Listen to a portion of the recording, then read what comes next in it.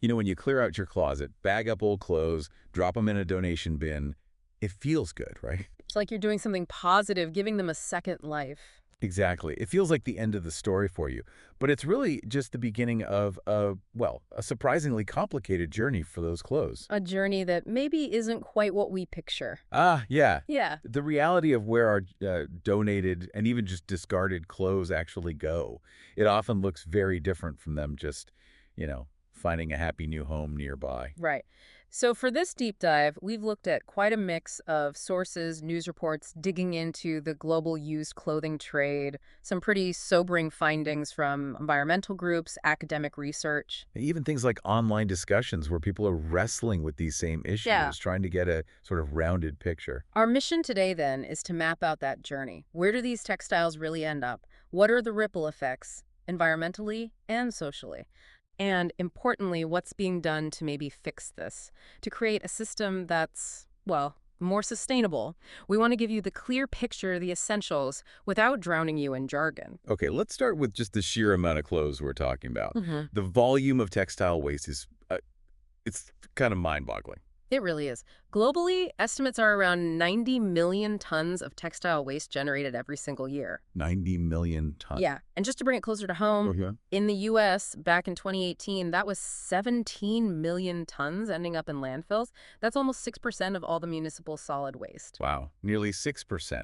That scale alone must make managing it, let alone recycling, a huge logistical challenge. Oh, absolutely. It highlights how unsustainable our current buy, use, discard model really is. And this isn't slowing down, is it? Production has just skyrocketed. Exactly. If you look back to, say, 1960, global textile manufacturing was maybe 20 million metric tons a year. Yeah. By 2023, it shot up to around 130 million, almost a seven-fold increase. And you see similar trends elsewhere.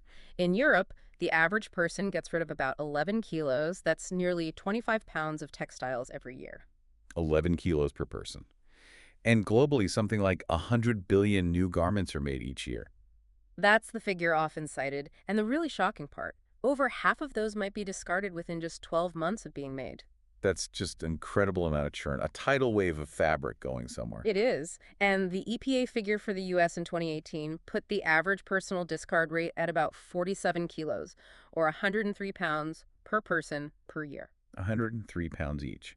Okay, so we're donating with good intentions, hoping for reuse, but you mentioned the reality is different, almost like a myth of donation. That's a good way to put it, yeah. That comforting image of your old coat keeping someone warm locally. It's often not the main story. Research suggests only about 25% of clothes donated to charity shops actually get sold in those shops. Only a quarter. I think most people would guess it's much higher. So Yeah. what happens to the other, 75%?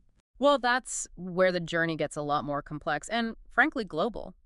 A huge chunk of that, maybe up to that 75%, ends up in what the sources call less desirable destinations. Which often means being shipped overseas, Right. right, to developing countries. Precisely.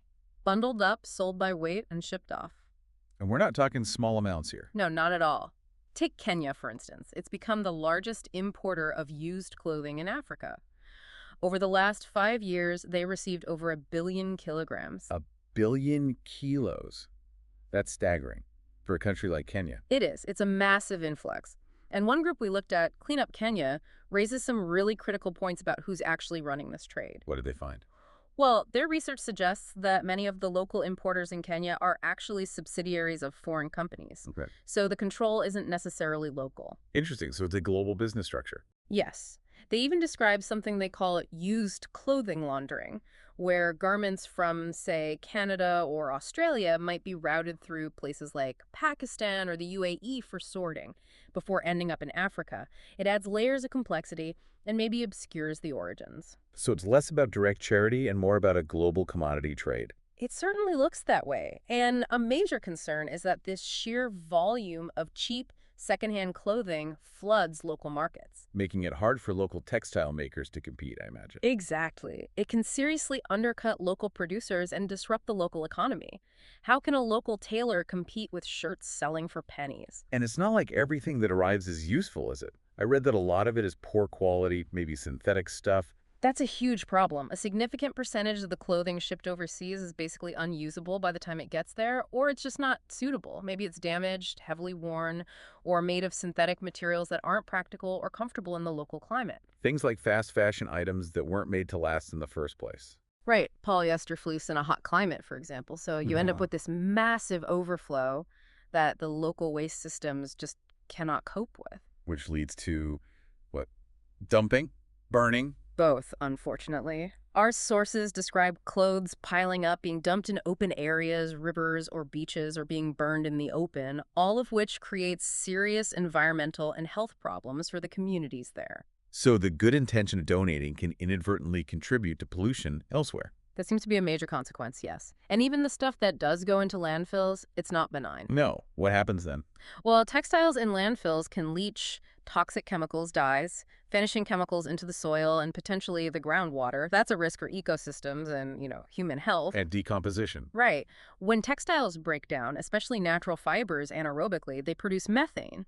And methane is a really potent greenhouse gas, much more so than CO2 in the short term. Synthetics, of course, barely break down at all. It's a grim picture. And this is just the end of the life cycle. The production itself has huge impacts too, doesn't it? Oh, massive. The textile industry is a huge water consumer and polluter. Think about dyeing and finishing processes. They're estimated to cause around 20% of global clean water pollution. 20%. That's huge. It is. And then there are the microplastics. Every time we wash synthetic clothes, polyester, nylon, acrylic, tiny plastic fibers shed off. And end up in the oceans. Exactly, contributing significantly to ocean plastic pollution, getting into the food chain. It's everywhere. The carbon footprint is also significant, right? Mm. I remember seeing a figure for the EU. Yes, for 2020, the estimate was around 270 kilograms of CO2 equivalent per person just from textile purchases in the EU. Multiply that across millions of people. It adds up fast. It really puts into perspective why groups like Clean Up Kenya use that term waste colonialism. It does. Their argument is basically that wealthier nations are exporting the environmental and social costs of their high consumption. Offloading the waste problem onto countries with fewer resources to deal with it. Precisely. They see it as a modern form of exploitation, where the global south bears the financial and, importantly, the environmental burden of waste generated largely in the global north. Okay, so donation is complicated. Reuse isn't happening at the scale we thought. What about recycling? That's supposed to be the circular solution, isn't it? Well, it should be, but the current reality of textile recycling, it's pretty sobering. Estimates suggest only about 1% of all post-consumer textiles actually get recycled back into new clothing. Just 1%. That feels incredibly low. Why so little? What happens to the other 99%? Well, maybe around 12% gets downcycled. That means it's turned into something of lower value. Think insulation materials, mattress stuffing, clean rags. It's not becoming new clothes. Okay, so it's 13% accounted for, roughly. What about the rest? The vast majority, a staggering 87% or so, is essentially lost. It ends up incinerated or in landfills, just pure waste. 87% lost. There must be some major roadblocks preventing better recycling rates. Oh, definitely. A huge one is the materials themselves. Most clothes nowadays are blends, cotton mixed with polyester, maybe some elastane thrown in. Right, like stretchy jeans. Exactly. And separating those different fibers chemically or mechanically is really difficult and often expensive. Imagine trying to unbake a cake back into flour, eggs, and sugar. It's kind of like that on a molecular level for chemical recycling, and mechanical processes damage the fibers. And just collecting the textiles in the first place must be a challenge. It is. Collection rates specifically for recycling are still quite low. Even in Europe, which is relatively advanced, only about 30–35% of textile waste is collected separately. A lot still ends up in general household waste. And even when you do manage to recycle, say, cotton, the quality degrades, right? That's a key limitation of mechanical recycling, yeah. When you shred cotton or wool to make new fibers, those fibers get shorter and weaker each time, so you can't just keep making high-quality shirts from old shirts indefinitely. And for synthetics like polyester. Mechanical recycling is tricky there, too. You ideally need clean, single-material waste streams. Think clear plastic bottles. That's where a lot of recycled polyester comes from, not old clothes. But now, the bottle companies want that plastic back, so there's competition. It sounds like we need some serious innovation and systemic changes. Are things happening? Are there solutions emerging? Yes, thankfully, there are efforts on multiple fronts. Policy-wise, the EU mandate for separate textile collection by January 2025 is a big step. It forces infrastructure development. Okay, collecting it is the first step. Right. And then there's the push for extended producer responsibility, or EPR schemes. EPR. That means making the brands responsible for what happens to their products at the end of life. Basically, yes. Requiring producers to cover the costs of collecting, sorting, and recycling their products. It creates a financial incentive for them to design things that are easier to recycle or more durable in the first place. That makes sense. Shift the responsibility back up the chain. Exactly. We're also seeing new business models pop up: clothing rental, subscription services, more focus on repair, and the whole slow fashion movement gaining traction. Buying less, buying better quality. And designing for circularity from the start, thinking about how a garment can be easily taken apart and recycled when it's being designed. What about the technology itself? Any breakthroughs in sorting or recycling? Yes, that's an exciting area. Sorting is getting smarter. There are technologies like fiber sort, which uses near-infrared light to automatically identify and sort textiles by fiber type, color, even structure. That's crucial for feeding the right materials into the right recycling processes. So better sorting means better quality recycled materials. Potentially, yes. And then there's chemical recycling. Technologies like glycolysis can break down polymers, even in blended fabrics like polycotton, back into their basic chemical building blocks, monomers. Like taking Lego bricks apart. Kind of. And those monomers can then be used to make new fibers, potentially of virgin quality, without the degradation you get from mechanical recycling. It's complex and energy intensive, but it holds a lot of promise, especially for blends. Are big companies getting involved in this? They are starting to. Brands like Patagonia, H&M, even Shine, and chemical companies like Eastman are investing in or exploring these chemical recycling technologies. And the infrastructure to actually collect and process this stuff. That's also starting to develop with collaborations between waste management companies, recyclers, and even charities like Goodwill in the US looking at creating systems for textile recovery. Plus, there's just much more public awareness now. People are talking about it. So it seems the approach is shifting towards that waste hierarchy. First, reduce and reuse, then remake or upcycle, and then recycle what's left as the last resort. That's the ideal, yes. And going back to the global picture, groups like Cleanup Kenya are pushing for things like EPR fees that actually follow the clothes across borders. Ah, so the country exporting the waste contributes to managing it wherever it ends up. That's the idea, to tackle that waste colonialism issue head on and make the system fairer. This has been incredibly illuminating.